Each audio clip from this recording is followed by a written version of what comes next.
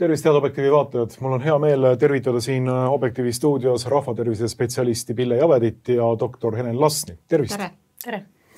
Me räägime pandeemiavastasest kokkuleppest, mille WHO 20.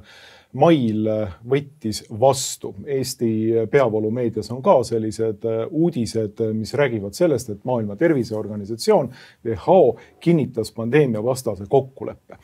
Nagu ikka on asjade tegelik seis ilmselt hoopis värvilisem ja hoopis keerulisem, et mida sellest praegusest niinimetatud konsensusega vastu võetud pandeemialeppest me siis võime tervikuna öelda?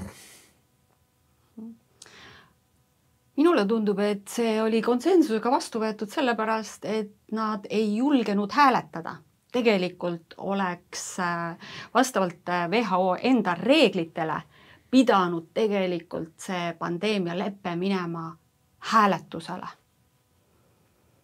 Ja kuigi Slovakkia oli sellele konsensuslikule vastuvõtmisele või konsensuse tegemisele, nii-öelda siis WHO ei julgenud hääletust välja pakkuda. Mida nad kartsid? Kas nad tõesti kartsid sealt napilt kaotada?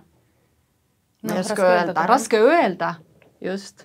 Aga nad juba teadsid, et seal oli riike, kes kindlasti selle pandeemialeppega nõus ei ole. Nad ei teadnud, kas vastuhääli tuleb või mitte, aga ju nad siis ei julgenud ja siis leppisid kokku selle konsensuse, mis ei ole tegelikult legitiimne. Mida see konsensuslik hääletus siis nagu üleüldse tähendab või mida see konsensus tähendab, et vaadatakse inimestele otsa ja kõik ütlevad, et võtame siis vastu? Kui vastu ei ole, siis võtame vastu. Just. Aga sama tehti ka eelmine aasta ju tegelikult IHR-iga, et seal ei ole mitte midagi uut, et tegelikult WHO jätkab oma seda sama stiili ja nad teavad, et nad on rikkunud varem, midagi pole järgnenud, nüüd saab rikkuda uuesti, nii et see on nagu hämmastav arrogantsus tegelikult, kuidas ignoreeritakse enda sise-eeskirju ja siis ka, ütleme, head tavas tegelikult. Aga sellega, et nende usaldusväärsus järjest ka kukub, et tegelikult kogu maailm räägib sellest, kõik teavad seda, et see ei ole legitiimne, see ei ole normaalne ja nad teevad seda ikka edasi veel, see on nagu täiesti müstika. Ja jah, mida nad kardavad, kindlasti nad kardavad tegelikult, ütleme, meie hääli, sest meie hääli on tegelikult nii palju üle terve maailma. Ja tegelikult ka Citizen Go ju kogus peaaegu 500 000 häält viimase 10 päevaga, mis oli täiesti nagu hämmastav, sest tegelikult need inimesed üle maailma kõik olemas. Ja seal on ka riike, ma tean, et Uus-Meremaa terviseminister näiteks ei sõitnudki sinna, sest ta ütles, et tema sellest midagi ei arva ja tema kohale ei lähe, sest tegelikult puudus ju 70 riiki.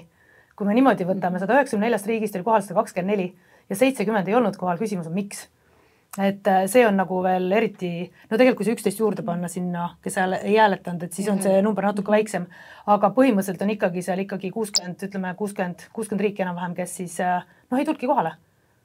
See räägib ka, see on väga kõnekas tegelikult, välja arvatud siis Argentiina ja USA, eks ju, kes siis ütles, et nagunii sellega rohkem enam tegele.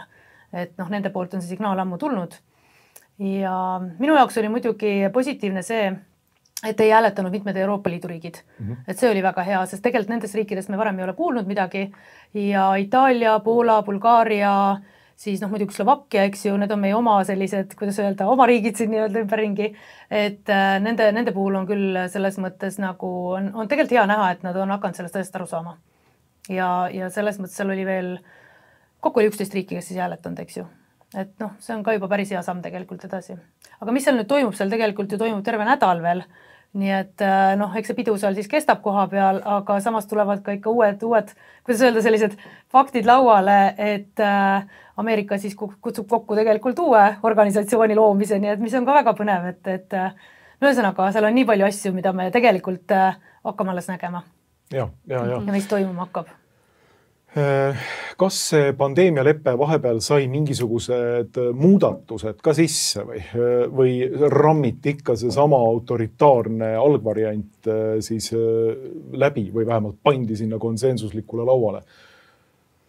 Seal midagi nii-öelda kui nüüd võrrelda eelmise aastaga, siis loomulikult natuke seda sõnavara muudeti ja WHO-s on lausa kirjutatud ja öeldud, et ei, me ei riiva kuidagi riikide suveräänsust meie organisatsiooni poolt, aga kui vaadata neid kohustusi, mis seoses selle lepinguga tulevad, siis need on kohustused, mis riigid peavad nii-öelda täide viima, nii et kas see siis on suveräänsus rikkumine või mitte, palun vaatame siis, kui pandeemia tuleb. See on selline globalistide topeltkõne nagunii, et sõda on rahu ja orjus on suveräänsus, nii et seda kasutatakse pikalt, laialt ja mõnuga, ütleme niimoodi, inimeste peal. Aga et vanad punktid on ikka sees, ikka tsensuuripunktid on sees, informatsioonitsensuuripunktid on sees, siis kõik see lockdowni ja ütleme selline koostöökohad, et siis kõik need samad asjad, mis tegelikult COVID ajal olid, need on ikka kõik sees. Nii et see on lihtsalt aja küsimus, et kas see déjà vu siis tuleb meil uuesti või ei tule, eks ju. Et tegelikult suuri muutusi seal eriti ei ole, aga ega meil on ka väga raske tegelikult öelda, sest 16. aprill tuli küll lekkis see viimane draft välja, aga millele nüüd seal meie sotsiaalminister siis või terviseminister Joller alla kirjutas, mina arvan, et seda on väga õige tema käest küsida, sest tema peab olema väga teadlik nendes punktides, millele ta alla kirjutas. Et ega ju, tegelikult oli ju see kriteerium ja seadus näeb ette, ütleme, nende oma sise selline reeglistik näeb ette, et tegelikult 6 nädalat enne vastuvõtmist ehk nüüd siis isegi see on ju siis tegelikult, aprilli keskel, nad oleks pidanud meie riigile andma tegelikult valmis pandeemia lepingu, mis oleks eesti keelde tõlgitud ja oleks saanud meie siis valitsus ja Riigikogu tutvuda sellega ja inimesed ka seal hulgas.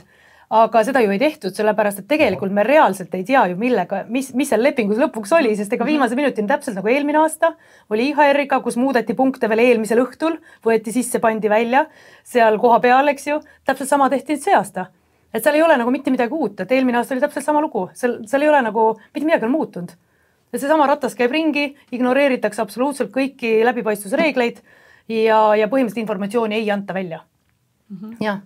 Nii et selles mõttes on väga raske öelda, aga mina ootaks väga Jolleri kommentaare ja kõiki need punkte, et need ükshaaval temaga ette võtta ja läbi käia. Et las ta tõlgendab need lahti, et millele ta siis alla kirjutas. See on juba nagu iseenesest skandaalne, enam-vähem nagu ma ei tea, COVID-i vaktsiinide, niinimetatud vaktsiinide lepingud, eks ju, mis olid salastatud. Et nüüd siis Eesti oleks alla kirjutanud mingisugusele pandeemialeppele, millest keegi mitte midagi ei tea. Aga mitte ei oleks, vaid nii ongi. Ja. See on tehtud, see ei oleks. Nii ju tehtigi. Absoluutselt. Just, et me mingisuguseid nii-öelda lekkinud dokumente nägime inglise keeles. Aprilli lõpus. Ja, aga nii-öelda inimesed, eks ju, mitte siis meie Riigikogu, aga mitte meie valitsus. Ja teine asi, me oleks pidanud saama selle eesti keeles kätte. Ja kui siia juurde veel lisada, ega IHR ei ole ka veel eesti keelde tõlgitud. Aga vähemalt inglise keeles on ta kuskil liikvel. Ja inglise keeles on ta olemas ja meie saatsime ka siis terviseminister Sikkutile veel, kui ta oli jaanuaris järelpärimise ja sellele tuli meil ainult selline, ütleme, banaalne vastus, et jah, et me teame, et see on olemas, see on tulemas, aga see on ka kõik. Me küsisime, miks ei ole tõlgitud, millal tuleb, 0 vastust. Ja tänaseni ei ole seda veel tõlgitud, nii et oleme ka riigikogulastega suhelnud, öelnud neile, et nõudku välja. Praegu on täielik vaikus. Ja 19. juuli on siis see, enne 19. juulit peaks see siis tagasi lükatama erinevate riikide poolt, et kui me tahaks, et vähemalt midagi muutuks selles leppes ja ta ei läheks nii-öelda jõusse 19. september. Aga kui seda ei tehta, siis 19. september oleme siis uue sellise ülemaailmse terviseregulatsiooni all, nii et ega meil on väga vähe aega jäänud. Aga tegelikult meie riigis ei huvita see mitte kedagi ja mitte keegi nagu mitte midagi reaalselt ei tee. See on nagu täiesti müstika. Et meie siin 2 vabatahtlikku peame siis kuidagi seda sõnumitoojad olema sellised, aga kuna me sellega alustasime, läheme ka sellega lõpuni, nii et see on täiesti selge, on ju. Et tööd ei saa pooleli jätta kahjuks. Tegelikult see pandeemialeppe sisaldab ju ühte vägagi tõsist tasandit veel ja see on see nii-öelda patogeenide jagamise leping, et seda ju veel vastu ei võetud, isegi mitte konsensuslikult ja isegi mitte ebaseaduslikult, vaid see on veel arutamisel alles, et kuidas ja kes peaksid WHO-ga jagama nii-öelda patogeene ja mis seal siis on. võib-olla sellest ka natukene, mis seal nüüd toimub siis. No tegelikult seda heidetakse samamoodi, et kuidas nad saavad võtta vastu lepingut, mille üks osa siis on läbi rääkimata ja kokku leppimata. Et noh, see jälle ei päde, eks ju, kogu seda, ütleme seda reeglistikku vaadata, eks ju. Ja noh, praegu ongi vähemalt, ütleme, nii palju kui eksperdid, kes sinna lähemal on ligi pääsenud, ütlevad, et siis patogeenide osa jääb siis järgmise aasta kinnituseks mais. Et võib-olla Pille, sa oskad midagi täpsustada seal, aga noh, kogu see tegevus ongi kuidagi väga selline müstiline, mis nagu iga päev toob meile ühest äärmusest teise sellist nagu absurdi. Et noh, meie nagu, noh, kuidas saab üks suur organisatsioon, kes on võtnud maailma enda alla ja valitseda nii-öelda, mida nad tahavad ju ka teha tegelikult, mis nende eesmärk on ja käituvad nagu täiesti nagu lasteaed nii-öelda, et noh, see on nagu see on ainult, nagu öeldi vanasti, Itaver ütles, et vaata imesta, et see lihtsalt nagu noh, ühegi tervisemõistliku inimesed pähe on selle noh, kuidagi mahu. Pille?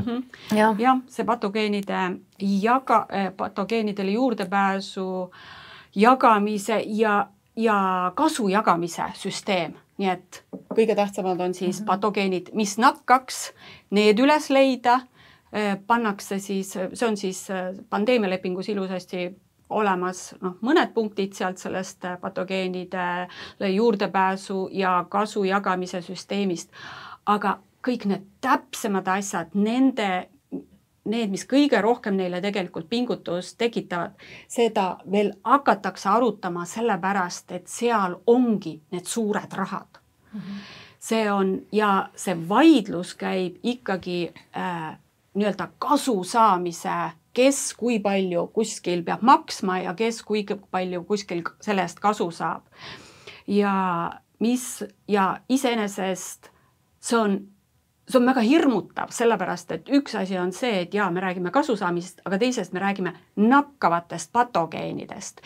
Et ei ole täpseid dokumente, kuidas, kus kohas see patogeenide jagamine käib, missugused riigid neid patogeene hiljem võivad osta selles suhtes, et hakata nendele patogeenidele siis tegema vastu vaktsiine ja kõik see on niivõrd lahtine. Noh, me ei kujuta ette, kui palju neid laboreid tuleb, kellele lubatakse, missugustele riikidele lubatakse neid laboreid teha. Ja kui me siit veel edasi mõtleme, et äkki kellelgi tuleb kurikavatsus. Kas te kujutad ette? Et riigid ostavad endale patogeene, ütleme mingisugused riik, me ei tea isegi, kas see käib läbi ettevõtete, kellel lubatakse neid patogeene osta, et nemad hakkaksid siis omakorda nendele vaktsiine arendama. Et no kujutage nüüd ette, et see tehakse praktiliselt kõigile kättesaadavaks. Noh, loomulikult seal peavad olema sul oma eelised, et sa selle saaksid kätte, aga kätte võivad saada ka nii-öelda head inimesed, kellel on püstol kuklas. Noh, see on lihtsalt, et esimene asi, et selliseid asju üldse korraldada, tuleb läbi mõelda ju risk, see riskianalüüs teha. Mitte keegi ei näe kuskil mingit riskianalüüsi. Vaidlus käib, kui palju mingisuguste patogeenide eest need riigid, kes selle patogeeni leiavad, viiruse, bakteri, mis iganes on võimeline haigust tekitama ja et kui palju nemad selle eest siis raha saavad ja teine asi, et kui suure raha eest nüüd need ettevõtted, kes kavatsevad hakata selle vastu vaktsiine tegema, et kui palju need selle eest nüüd maksma peavad. Ja kui need rahad, no kujutame ette, kui need rahad mingisuguse patogeeni leidmise eest ja selle jagamise eest kogu maailma laboritele, et kui see on suur raha, et kuidas tegelikult võidakse hakata võltsima neid patogeene, neid ise tegema hakata. Siin ongi ju see tasand ka, et kas nende patogeenide jagamise juurde kuulub ka see nii-öelda nende laboris täiustatud gain of function patogeenide jagamine, eks? Muidugi. See ongi osa sellest. see gain of function on tegelikult väga suur osa sellest pandeemialeppest, sellele on palju rõhku pandud. Ja küsimus on, mis on selle eesmärk? Millist tervise eesmärki see täidab? Täpselt. Nagu me oleme siin juba näinud ja kuulnud viimased 5 aastat. Et jagatakse patogeeni, mida on süstemaatiliselt kuskil laboris niinimetatud täiustatud, et ta oleks võimalikult surmav, ehk siis jagatakse biorelva. Ja siis see lekke võimalus on ka nii palju suurem, sest tegelikult see on tehtud väga laialdaseks ülemaailmseks, et kõik muudkui jagavad. No, pole võimatu, et midagi ei leki kuskilt.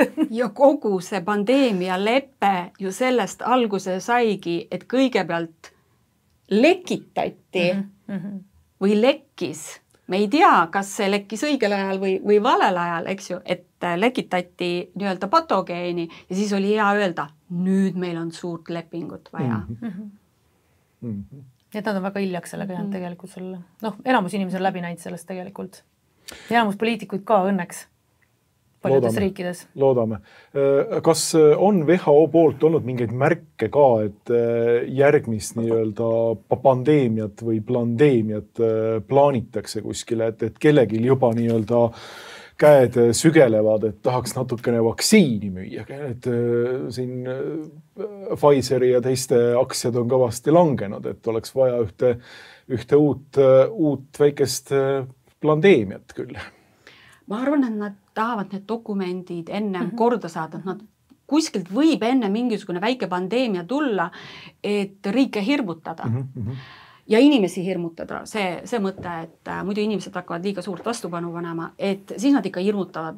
Siis võib tulla kuskilt mingisugune ülemiste hingamisteede viirus kuskilt jälle ja nad seal jälle köhivad ja seda hirmutamist me oleme näinud küll ja küll ka selle monkeypoxiga.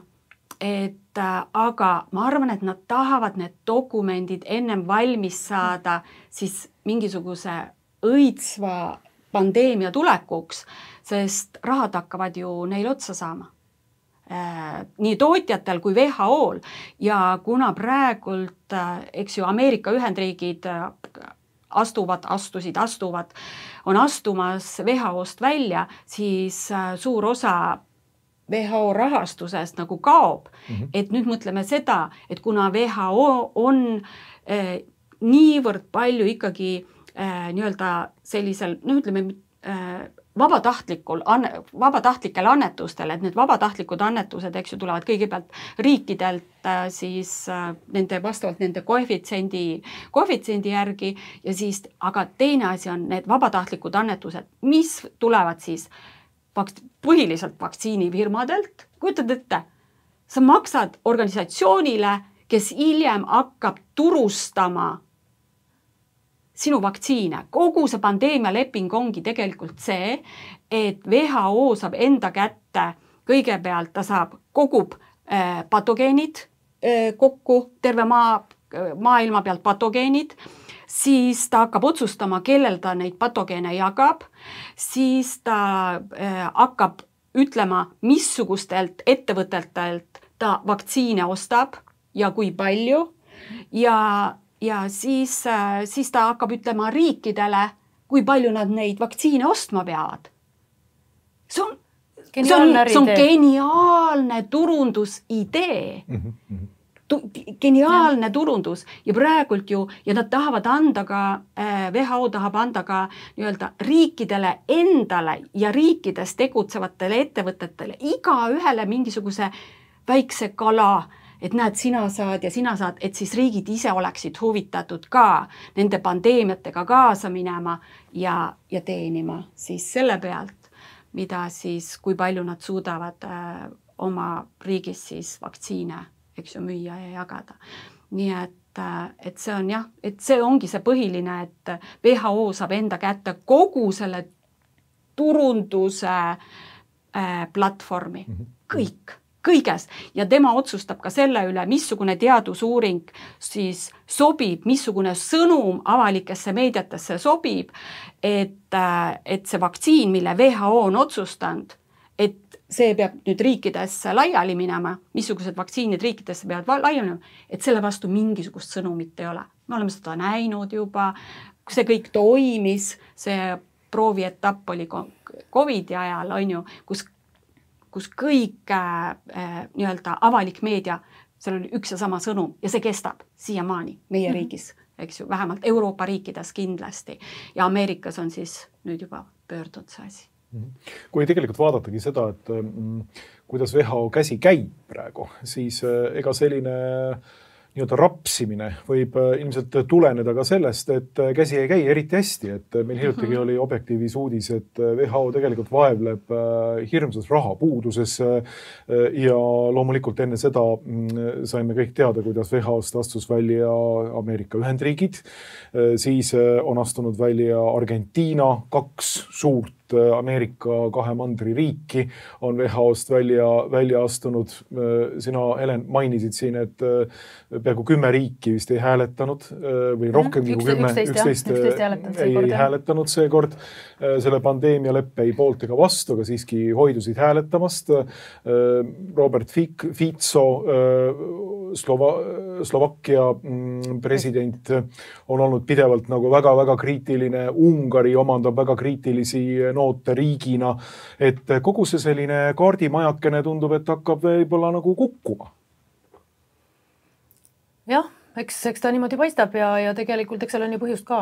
Eks meid on ikkagi nii koledalt on ikkagi meid nagu lokku tõmmatud need viimased 5 aastat vähemalt teadlikult, mida me teame. Enne seda me ju ei teadnud, sest enne seda oli tavaline elu ja vaikus. Aga täna me ju teame ja näeme, mis seal tegelikult toimub. Ja nagu sa küsisid selle pandeemia kohta, et ma arvan, et see küsimus ei ole kas, küsimus on ainult millal. Et nad ei suruks seda nii, kuidas öelda, närviliselt ja paaniliselt seda lepet, kui neil ei oleks nagu mingisugust vajadust selle järgi.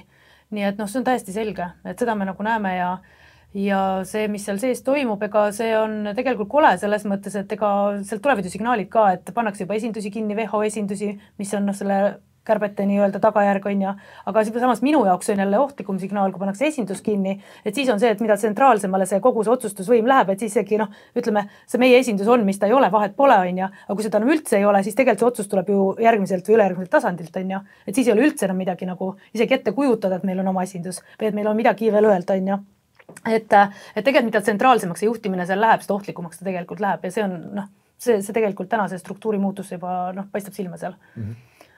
Et jah, ega ma väga palju rohkem ei oska öelda, aga ma arvan, et me näeme lähiajal siin päris palju erinevaid eksesse, mis siin toimuma hakkavad, nii et see läheb väga-väga põnevaks.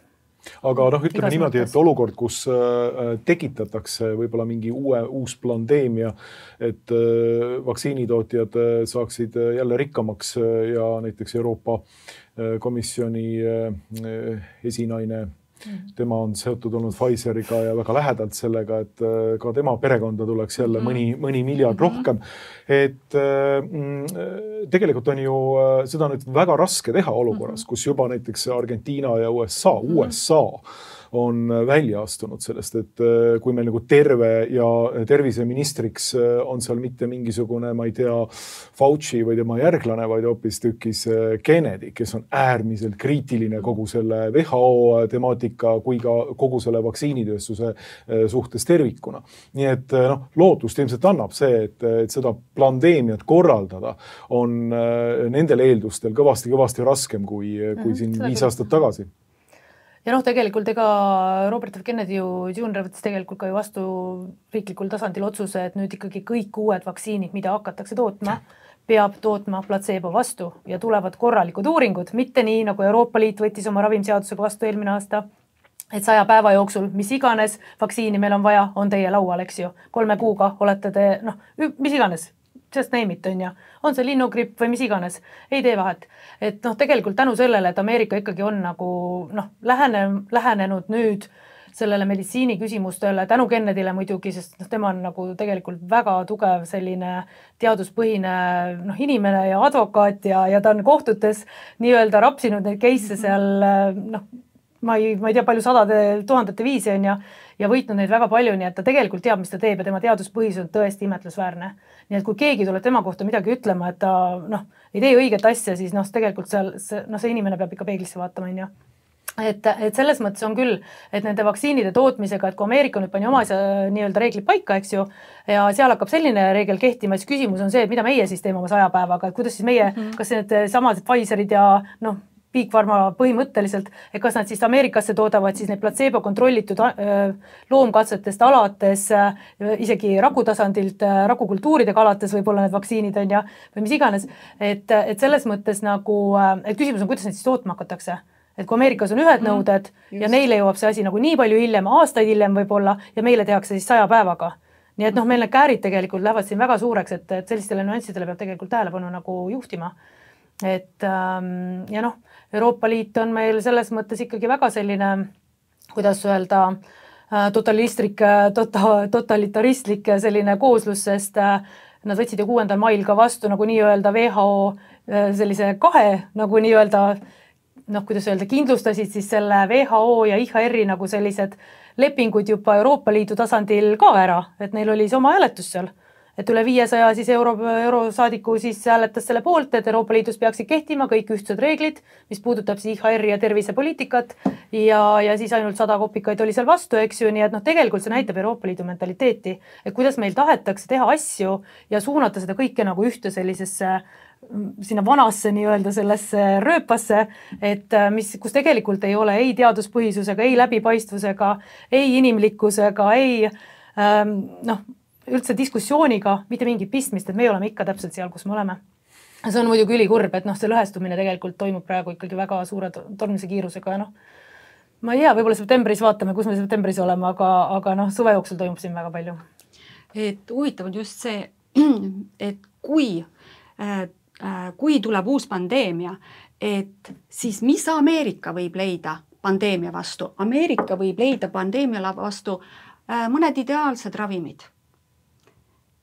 Aga Euroopa või teised riigid, eks ju, kes siis WHO all on, nemad saavad kiirendatud vaktsiinid. Et see võib olla näiteks üks, ma pakun selline lahendus. See võib saada ka ravimi, aga me ei tea seda. Me ei tea. Aga fakt on see, et 3 kuuga ei tooda ühtegi efektiivset ravimit või vaktsiini. Just, aga praegu nagu me nägime, eks ju, selles suhtes, et kui oli COVID-i aeg, siis suriti Ivermectin maha, mis leiti absoluutselt ju kõik ka WHO endiste töötajate poolt või leiti, et Ivermectin on väga efektiivne. See suruti maha selleks, et saaks vaktsiine müüa, et vaktsiinitootjad saaksid raha, eks ju, Bill Gates sai $1 asemel, eks ju, $20. Aga nüüd see asi läheb palju keerulisemaks, sellepärast, et kui Ameerika ütleb, et ei, meie küll mingisugust vaktsiini oma elanikkonnale ei anna, meie leidsime, me teeme siis taaskasutat või ütleme siis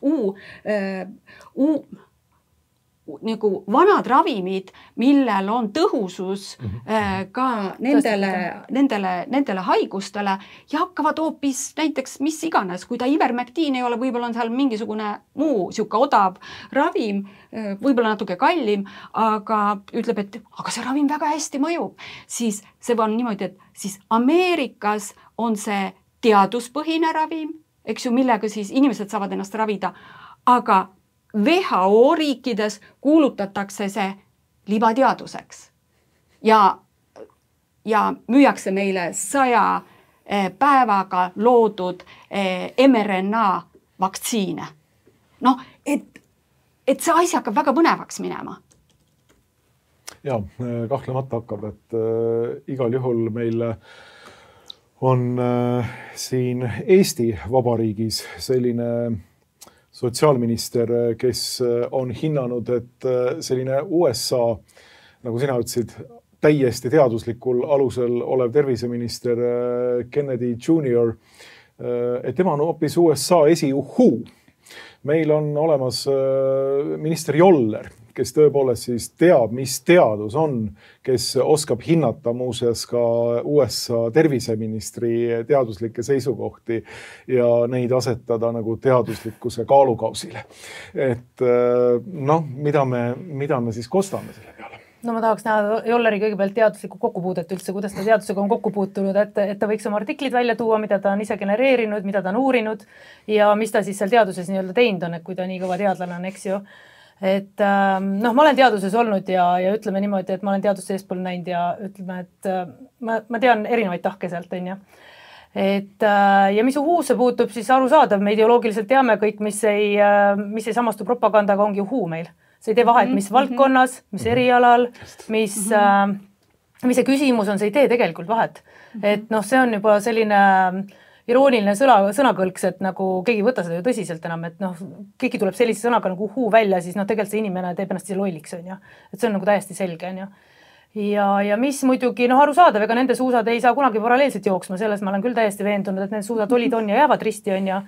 Ja kes siis võidab, seda näeme meie, on ju, ja siis meie asi on seda kõrvalt vaadata, on ju.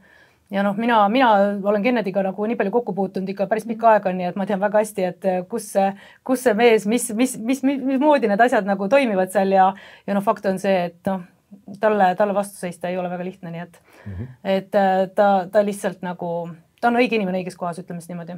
Jumal tänatud lõpuks ometi. Ma olin väga nagu isegi, noh, kui mitte üllatunud, siis väga rõõmus, et Kennedy sinna terviseministri positsioonile tõepoolest asetati. Ja ega USA uus ülemarss samamoodi on vägagi tervemõistuslikel seisukohtal, et igal juhul sellist jollerlikku teadust jutumärkides loomulikult mõlemad ei poolda.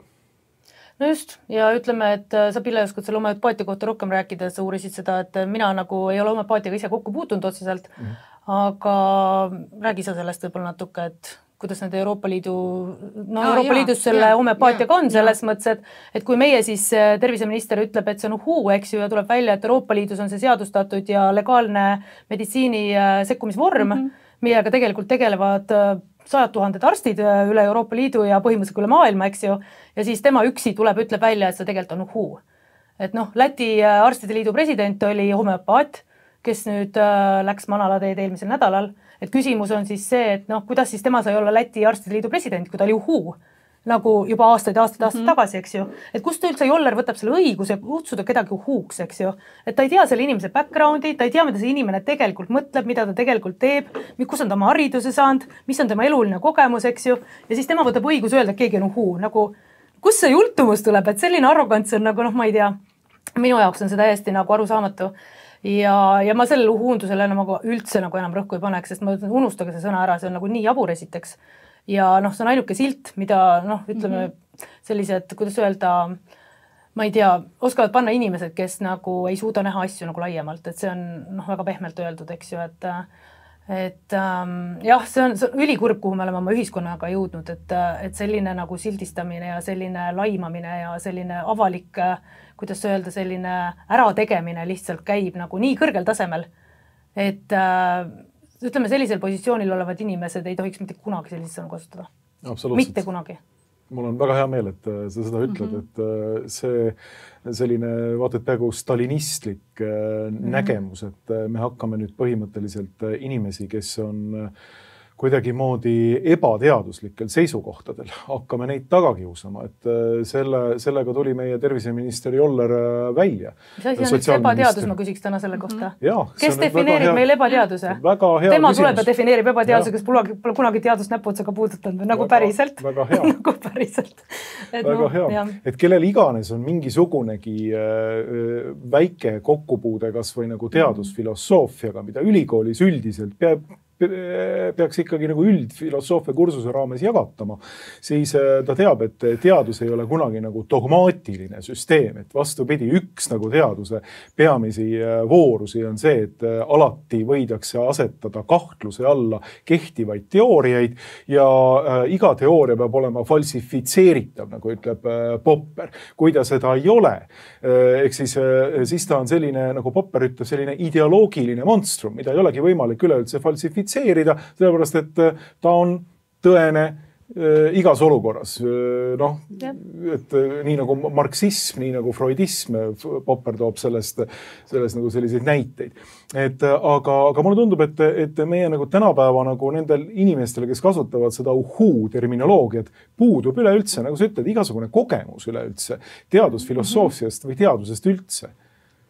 Väga lihtne on sildistada ja väga lihtne on seda üle võtta, sest see on tegelikult nagu massipsühhoos tegelikult, et see on nagu lihtsalt mingi kontingendi, kuidas öelda, ette söödetud selline silt, mida siis tuleb kleepida nendele, kes sulle ei meeldi või kes suga ei lähe samasse nii-öelda, noh, kes näeb nagu maailma teistmoodi, eks ju, või mingit asja teistmoodi, aga no kuulge, kuhu me siis niimoodi jõuame 21. sajandil ometi? Meil on täna kõik võimalused olemas, inimestel on võimalus ükskõik mida, kust välja leida ja ükskõik mida iseenda jaoks lahti mõtestada, et ei saa tulla ütlema üks inimene, et see, et sa oled selle informatsiooni leidnud ja see tegelikult tõenäoliselt on ka pädev informatsioon, et siis sa oled uhuu, eks ju, noh, kuulge. Jaa, aga see on praegult suure partei strateegia. Me teame, et nad on saanud koolitust, me teame, et Karmen Joller on käinud USA-s saanud mingisugust koolitust, see võis olla disinformatsiooni, misinformatsiooni koolitus ja nad võivad kasutada siis et nende inimeste informatsiooni ja me teame, et see informatsioon võib olla väga-väga kõrgetelt teadlastest tulla, kes on väga-väga kõrgele oma teadusega jõudnud, eks ju, nendelt tulevad teadusuuringud ja siis tuleb, nagu meie, minister Joller ja ütleb, et see on uhuu. Et see tuleb, see on tõepoolest, see on selle partei strateegiaga, ütleme siis Euroopa ja mitte ainult Euroopa, aga praegu kogu see vasakpoolne maailmavaade, mis praegult tuleb, nad saavad päris kõvasti koolitust, ütleme see USAID, eks ju, kes käis ja koolitas siis riikide siuksi võtmeisikuid, et kuidas teiste inimeste arvamust maha teha. Mitte ainult arvamust, aga need võisid ka teadusuuringud olla, ehk tegelikult teadusuuringuid maha teha. Et teie teadusuuring ei kõlba mitte kuskile, on ju, teie olete uhuu, aga võtame siit, vot see on see tõene.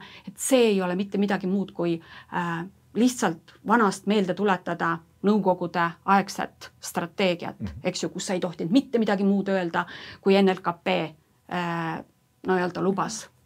Täpselt. Ja toome ühe konkreetse postituse, mida siis Karmen Joller on sotsiaalmeediasse pannud. Ma loen selle osaliselt ette. On lubamatu, et meie riigiasutuste ning kohalike omavalitsuste kaudu rahastatakse libateaduse propageerijaid, vahel otse, vahel kaudselt. Kui sinu kohalikus raamatukogus tuleb loeng kristallidega ravimisest või õpetatakse kooliruumides homeopaatiat või kui kultuurimajas räägitakse tuulikute infraheli kahjulikkusest. Anna sellest märku kohalikule omavalitsusele. Hull lugu on muidugi siis, kui kohalikku omavalitsust juhivad ebateaduse levitajad ise. Kahjuks on meil ka selliseid piirkondi. Vastutustundlikel riigiasutustel ja COVID-el aga soovitan kontrollida iga isiku tausta, kes koostööd teha või ruume rentida soovivad ning lepingusse panna lepingu viivitamise lõpetamise klausel, kui libateaduse levitamine ilmsiks peaks tulema. No mis asi see on? Ei tea. See on ju põhimõtteliselt mingisugune riiklik nii-öelda ideoloogiakomissar, kes on väga kaugel igasugusest teaduslikust maailmavaatest tuulikute infraheli kahjulikkusest. No seda ta eitab vist tõenäoliselt sama lõpuni välja, kui COVID-vakside kõrvaltoimeid. Täpselt. Ma arvan, et siin ei muutu ka midagi. Et meil on ju tegelikult olemas teadusuuringuid sellest, kuidas tuulikute infraheli inimesi tõsiselt mõjutab. Meil on olemas Eestis juba haiged. Meil on juba sündroomid siin. Nii et see on, ütleme nii, et sealt tuleb ka palju infot varsti jälle juba välja, nii et Ja loodame, et rahvusvahelised uuringud hakkavad meie inimesi ikkagi uurima juba selle tuulikute tekitatud kahjulikkuse tõttu. Ja, kas sinu juurde näiteks sellel on juba tulnud inimesi? Ja, mul on mitu inimest, kes on juba põhimõtteliselt ühendust võtnud, oma kaebused mulle esitanud ja me tegeleme nendega selles mõttes ja meil on koostöö ka Portugali professoriga, kellega me koostööme seda ja meil on üle maailma tegelikult on erinevad keskused, erinevad inimesed, kes sellega tegelevad, nii et jah. Et see on tegelikult väga kurb, et tuleb meie terviseminister ja ütleb, et seda pole olemas, nii et et kas see on see Wi-Fi ka pole olemas või kas 5G pole ka olemas, et ometi nad töötavad, on ju. Et me kõik teame, et me ainult ei näe neid asju, et kui me ei näe ja ei tunne, et siis need pole olemas, et nii primitiivseks ei saa nagu muutuda, eriti veel ütleme täiskasvanud inimene, on ju. Ma saan aru, kui laps sellest aru, et seda me näe pole olemas, on ju. Aga täiskasvanud inimene ei saa selle lubada, eriti avalikus ruumis veel. Aga see on väga tõsine probleem ja see on nagu aastakümneid uuritud probleem tegelikult, et on olemas ju madalmaades need tuulikud juba aastakümneid ja tegelikult teadustöid nende kohta on väga-väga palju ja mida see infraheli teeb tegelikult, ta lõhub veresoonte seina, ta tekitab liigse kollageeni sünteesi, kus lähevad veresooned paksuks, endoteeli kahjustus tekib ja põhimõtteliselt tekivadki väikeste veresoonte häired ja neil inimestel on väga palju kaebusi. Ja need on kõik dokumenteeritud, need on kõik tõestatud, nendega ei ole see ei ole üldse küsimus, et küsimus on see, et miks mõni inimene võtab õiguse siin mitte teada selliseid probleeme. Et enne kui tuled välja ütlema, siis mine uuri järgi, kas neid on või ei ole, on ju. No sama näiteks tuulikute riikliku Riiklikult olulise küsimusena arutelu oli, mille EKRE korraldas seal samamoodi vist füüsiku või mehaaniku haridusega Maarjo Kadastik tuli välja. Rääkis täpselt sama juttu, et põhimõtteliselt ei. Sellist asja nagu infraheli tuulikutel jah on küll, aga tal puudub igasugune kahjulikkus ja põhimõtteliselt tema enda võnked, siin kõnevõnked on ilmselt tugevamad kui tuulikute infraheli. Tõsi, valitsuse liikmete poolt puldist välja öeldud sõnumid võivad kahjustada tervist. Ma olen sellel täiesti nagu... Aga need on natuke erinevad. Need on natuke erinevad, et ta ei kahjusta... Ja need on kuuldavad võnked, mida me kuuleme. Täpselt, ta ei kahjusta seda infraheli kaudu. Jah, et need ei ole need salajased, tunnetamatud võnked, nii et neid me kuuleme, näeme. Ühesõnaga, see on kurb, mis toimub. See on väga-väga kurb, sest tegelikult meie maailm, meie ümber ju tegelikult muutub nähtamatuks iga päevaga. Ja kõik need, ütleme, ohutegurid, mis meil tegelikult tulevad, need enamasti ongi nähtamatud. Et aga selleni on vaja jõuda, et neid teadvustada ükskord. On äärmiselt huvitav teema tegelikult, mida kas või sinuga või teiega koos siin... minul on seal ka väga palju õppida veel, selles mõttes, mina olen ka selle tee alguses alles, aga kuna ma olen selline persoon, nagu ma olen, siis minu poole pöördutakse igasuguste, ütleme, nende probleemidega, keda kuskil mujal ei kuulata, eks ju.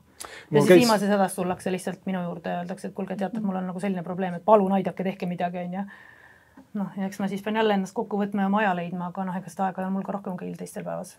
See on väga, väga oluline asi, et muuseas doktor Andi Kukkela, kes on Saaremaal, tema on kirjutanud sellest teemast meil Objektiivis. Ta on meie koostööpartner. Suurepärane. Ja tema on ka veel käinud siin stuudios rääkimas pikalt sellest teemast. Ja tema üks tees oligi see, et kui inimesel on need tervisevaegused, need on reaalsed. Need ongi füüsilised. Aga ka tegelikult ka need manifesteeruvad vaimselt, et inimene tunneb tõsist väsimust, inimene tunneb isegi enesetapumõtteid ja nii edasi. Ja tavaliselt perearsti juurest ei saa abi selleks. Inimene läheb sinna ja öeldakse, kuulge, et teil pole tegelikult mitte midagi viga. Ja see ongi meie praegune nagu arstiteadus, et väga olulises küsimuses tegelikult, nii nagu ka väga paljude vaktsiini järelmite ja tervisekahjustuste tõttu inimesed ei saa arstidelt enam abi. Arstid ei oska neid aidata, sest tegelikult need probleemid on uued, nad ei ole teadlikud sellest lihtsalt. Neid ei ole õpetatud selleks. Sest arsti probleem on see, et arsti tuleb õpetada.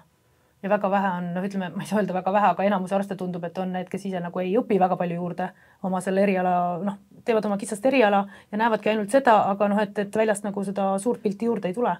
Et see on tegelikult hästi kurbe. Aga see ongi tulemuseks kogu sellele tsensuurile. Täpselt nii, nagu see tuulikute infraheli on täpselt samasugune vaktsiinikahjustused, eks ju, kus isegi võib-olla arst sai aru, aga ta ei julgenud midagi selle vastu öelda, sest ta teadis, et teda hakatakse siis libaarstiks kutsuma või kelleks iganes, eks ju. Et ainult julgemad arstid ütlesid.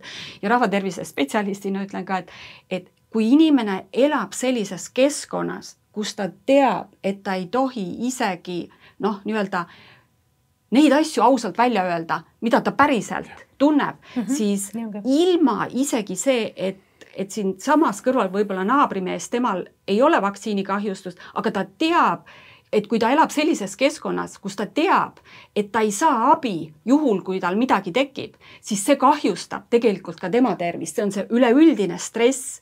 Nii et rahvatervis on see täiesti olemas. Et inimesed, kes elavad tsenseeritud keskkonnas, tunnevad kõik ennast nii-öelda halvemini. Ja me räägime kogu aeg vaimsest tervisest, Sotsiaalministeerium räägib vaimsest tervisest, WHO räägib vaimsest tervisest, Euroopa Liit räägib vaimsest tervisest, aga tegelikult see strateegia on selline, et see tsensuur ja see mitte õigete teadusuuringute tunnustamine ise tegelikult kaevab seda sama auku, inimesed on vaimse tervisega nii-öelda täiesti hädas, aga nemad muudkui kaevavad ja siis räägivad, kust kohas see halb vaimne tervis tuleb. Sellepärast, et inimestel puudub turvatunne, eks ju. Need inimesed juba, kes natuke haiged on ja neid arstid lihtsalt ei tunnusta, et nad haiged on sellepärast, et arst ei saa tunda sinu valu. eks ju, ta ei saa mõõta sinu valu, aga need inimesed, kes kõrval näevad ka omaksed, et vaata, ta valutab, ka mitte keegi ei võta osa sellest, see toobki meile kogu siin Euroopas igal pool, kus see tsensuur tegelikult lahmab, eks ju, toobki selle halva vaimse tervise. See on väga lihtne rahvatervise nii-öelda tulemus. Nii et kogu aeg õõnestatakse rahva tervist ja siis räägitakse, aga me teeme midagi rahva tervise jaoks. Aga tegelikult käib õõnestamine, sest nad teavad, et selle vaimse tervise kaudu saab inimestele igasuguseid asju pähe määrida. Loomulikult, kui inimene on... Baasmanipulatsioon tegelikult. See on see indoktrineeritud aju. Absoluutselt, kui inimene on hirmus, kui inimene on stressis, siis loomulikult ta võib võtta vastu hullumeelseid ideoloogilisi projekte ja hakata tegema midagi, mis on tema enda loomusele vastane, eks ju, et see on klassikaline viis, kuidas inimest indoktrineerida. Stressis, hirmus inimene. Just. Ja see on see, mis meil igapäevaselt ikkagi endiselt edasi tehakse. Ja. Need inimesed lihtsalt keeratakse vinti veel kogu aeg peale. Täpselt selle sama tegevusega, mida seal tehakse. Et inimesed peavad teadma seda, et tegelikult praegult meie valitsuse eesmärk on rahva vaimset tervist niimoodi lagundada, kuidas vähegi annab. Eks ju? Kõik majandusprobleemid, eks ju? Ja kõik nii edasi, keskkonnaprobleemid on ju suured tuulikud püsti, siis inimesed ei näeks loodust ja nii edasi, nii edasi. Nii et see kõik käib tegelikult selleks, et inimeste vaimset tervist õõnestada. Minul on tuulikute projekt osaliselt sellepärast, et ma suvitan Liivilahe rannal ja see on mulle väga-väga kallis koht ja sinna üritatakse panna siis kuskil 10 kilomeetri raadiusesse see ainulaadne merekeskkond ära hävitada täiesti meretuulikutega.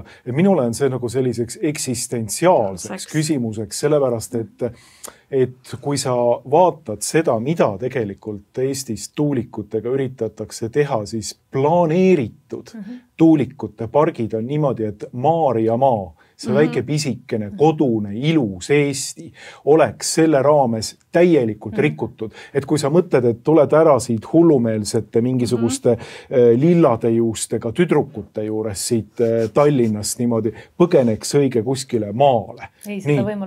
Siis seda ka enam ei anta, seda võimalust ka enam ei anta.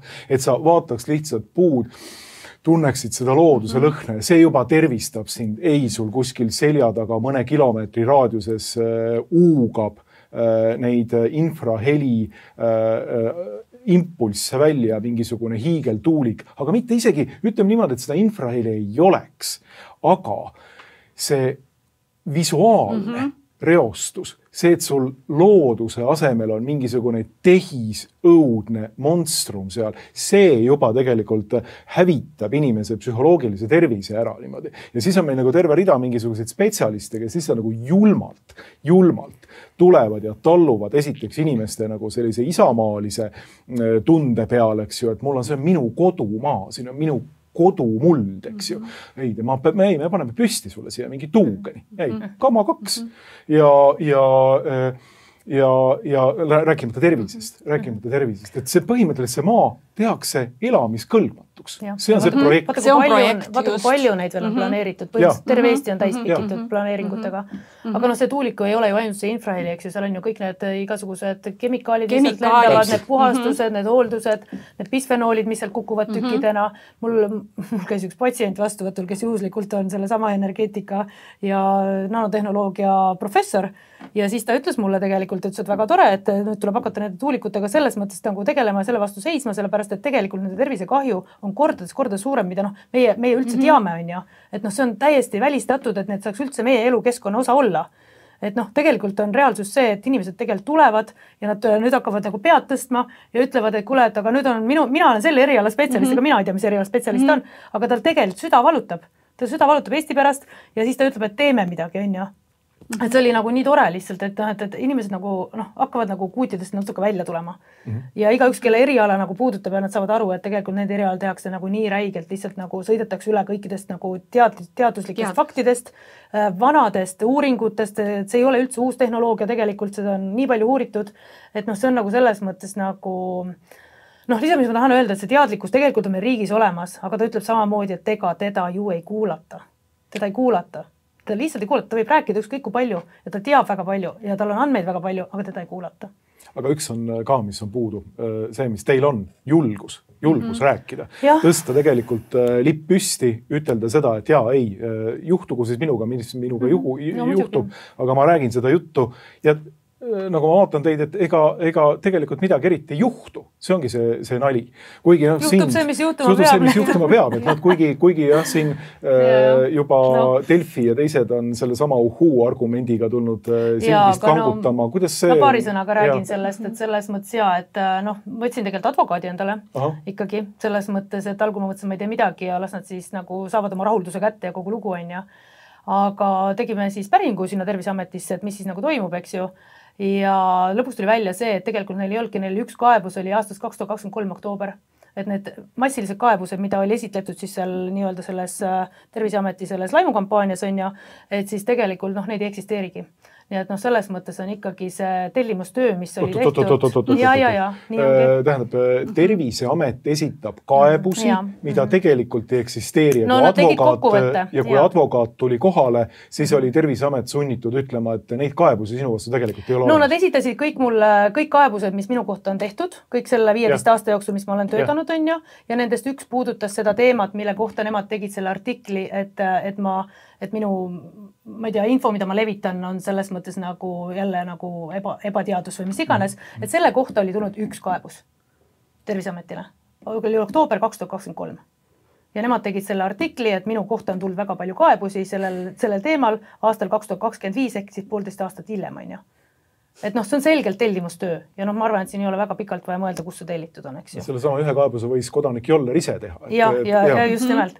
Mis iganes ja et me tegeleme sellega edasi on ja Terviseamet praegu ei ole vastanud mulle ametlikult mitte midagi, nad esitasid mulle välja need kaebuse, ma sain tutvuda nendega, nad ei andnud neid isikuliselt välja.